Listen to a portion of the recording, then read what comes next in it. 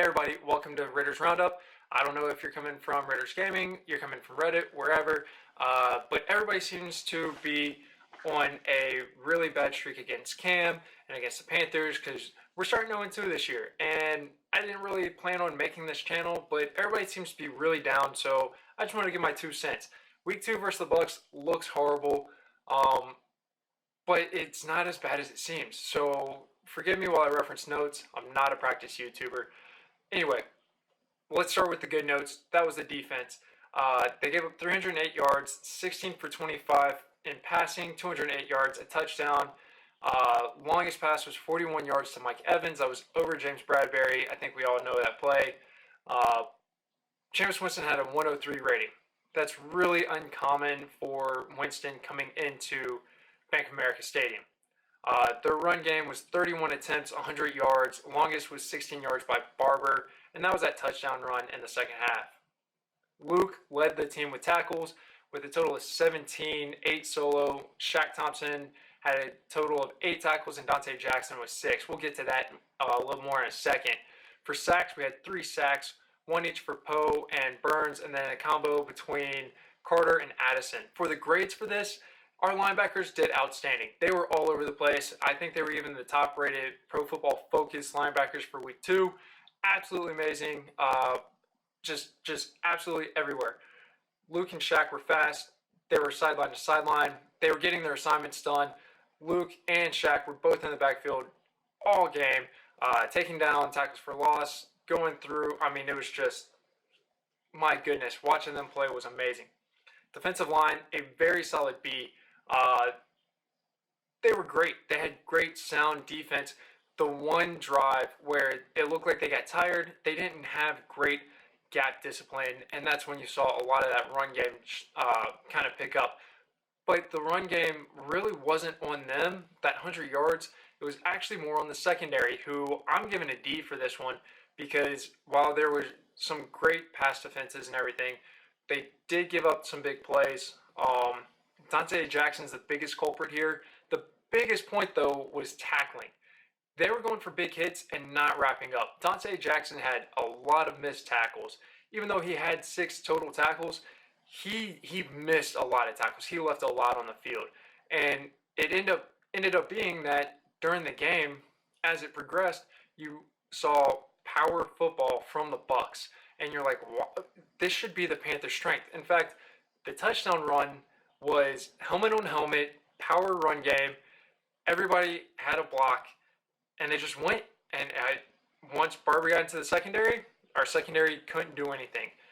In the second half of the game, you wanted a 5-yard run, power block scheme, zone block scheme, didn't matter.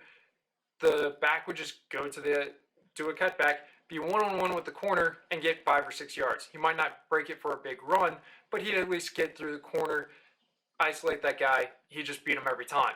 So that is something to be kind of mindful for and watch going into the future weeks as other teams try to exploit our secondary in the run game.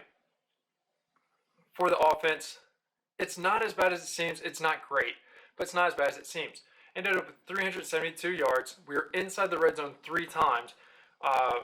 This is the bad stat. Rushing, 19 attempts, 39 yards.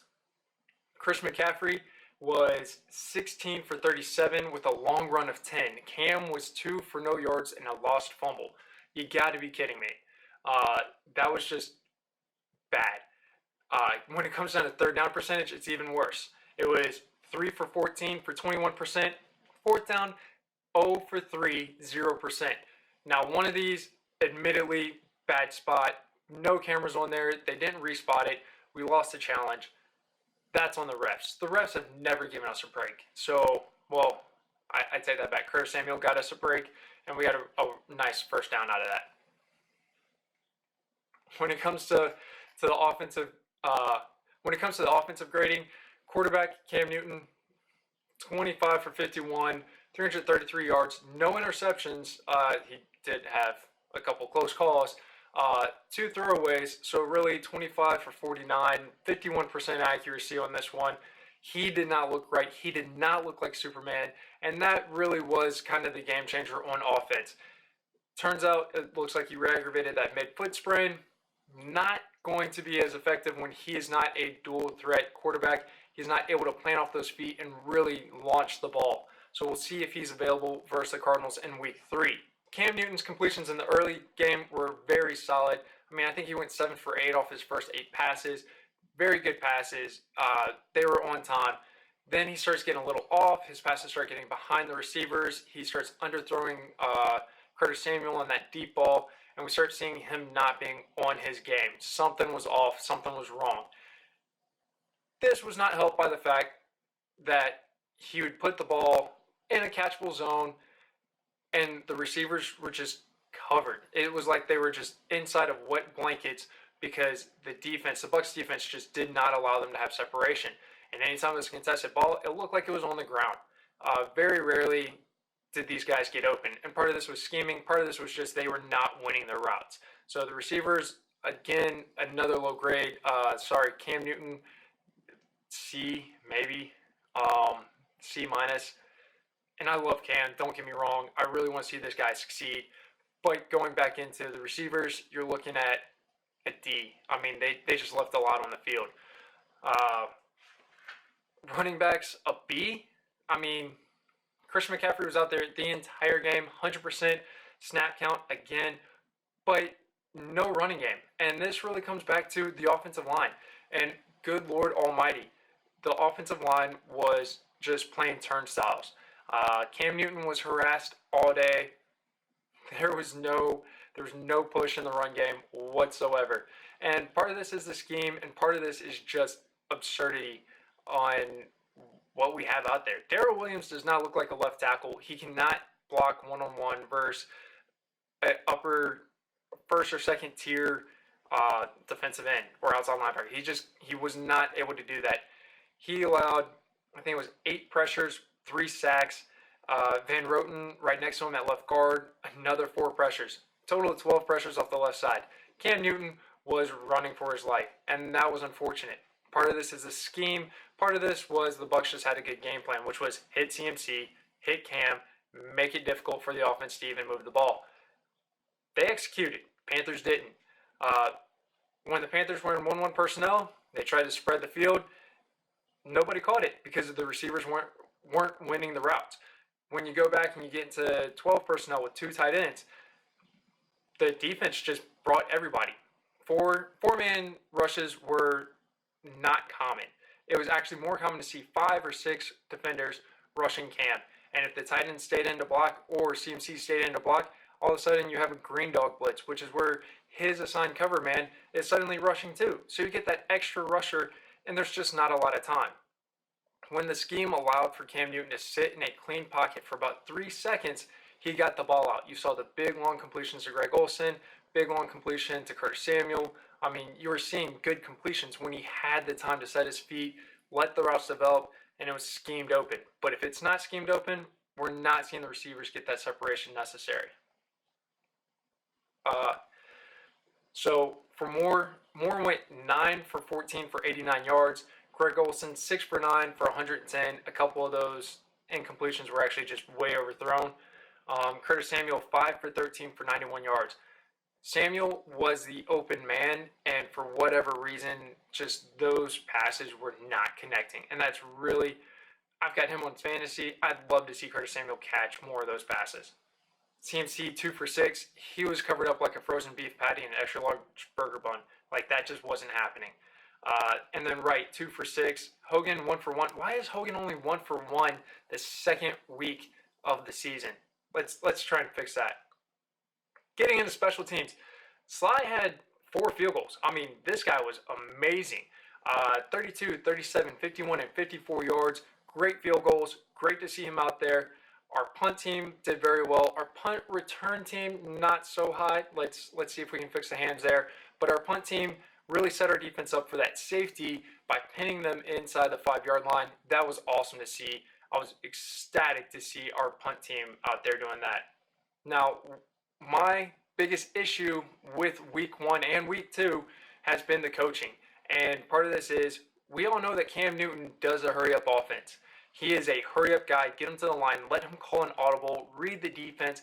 Very cerebral. I know a lot of people don't want to hear that, but Cam's pretty darn smart. Let him have the opportunity to go up there and manipulate the offense and the defense, set the play, get the right people into the right place, and make plays. Instead, he's getting up to the line with 10 seconds left because Norv Turner called the play up until 15 seconds. The mic cut off, and then Cam's got 5 seconds to relay this super long play and then get everybody to the line and hike the ball. Like, it's not working. Let's do something else instead of this ball control offense. Let's let them eat. Let's let Cam eat. Let's let Chris McCaffrey eat and get the ball out to playmakers with audibles. Cam did great in 15. I don't know why we've regressed since then. So part of this, I think, is Norv Turner. Norv Turner is a running back happy offensive coordinator. Dude loves his running backs. I got it, cool. You want to scheme the offense around Chris McCaffrey, go for it. He is a great talent, but you can't forget the number one power back in the league right now, Cam Newton. What did you do? You left him out of the game plan. I can't believe it. 15 inches. 15 inches. Fourth and inches inside the 5-yard line, and you try and do a reverse sweep? You got to be kidding me. If you go back and you watch the tape, they're playing the middle. They're playing that run. They're sending people up the middle. The defense just kind of parts like the Red Sea when they see the sweep. Everybody's just defending the outside. Nobody's defending the inside. Got it. They defended it great. The corner does not follow the sweep reverse. He just sits there. And this is what screwed the play. CMC had leverage and speed on everybody else on the field except for the corner. And he never stood a chance because the corner just sat there and he defended it perfectly. CMC got as close as he could. He's a terrific athlete and a great talent. But I mean, if you're not Bo Jackson or Barry Sanders, you're not making that play. It's just not going to happen. My biggest issue is going forward with this, I'll be honest, you got to let Cam eat. You got to let Cam get out there and dictate the offense, go into hurry up, trap a bad defense on the field, and just exploit them with one-on-one matchups where you can get talent, speed, hands, whatever you want, and just go through. If you think the offensive line is going to get beat in the passing game, then set it up with 1-1 personnel, have the receivers spread out, make them empty the box, and let CMC run it up the middle. Don't do this thing where you get out there with 12 personnel and you try and run it into 9 defenders in the box. There's one play, it was a sweep. CMC is trying to run a sweep with 9 defenders in the box. It's not going to happen. But we sit here and we're watching it anyway, and we're all shaking our heads in disgust because we're 0-2 with probably one of the most talented teams in Panthers history, and we're just wasting it. And I think most fans here are just absolutely done watching Cam Newton and Luke Kuechly get their careers wasted with this coaching staff. All right, if you have any comments, if you got any suggestions, just let me know. Hit it up in the comments below. I really appreciate stopping by. This was my rant. I'll post the Week 3 preview probably Saturday night. We'll see. This has been Ritter. See you next time.